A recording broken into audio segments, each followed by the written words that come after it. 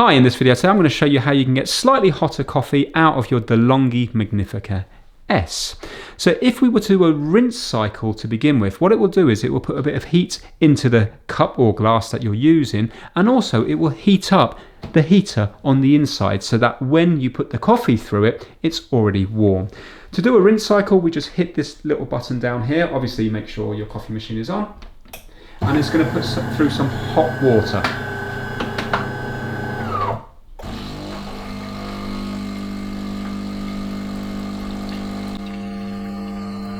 Now you can see the steam being generated here. So not only is it heating up the inside, it's heating up the glass nicely as well. So now I'm going to throw this away. And now when you go to make your coffee, you will find it will just be a little bit warmer than if you didn't do the rinse cycle.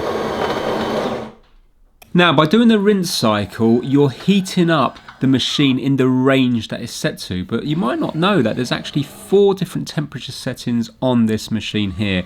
We have done a video on how to change the actual temperature for every cup of coffee that you're making, so that might be useful for you. But if you've set your desired temperature but you just want your coffee a little bit warmer in that temperature range, then by rinsing it to begin with, you might find that it makes a slightly warmer cup of coffee. But check out that other video if you're interested in how to change the actual temperature range of the machine between 1, 2, 3 and 4. There we go, a nice cup of hot coffee.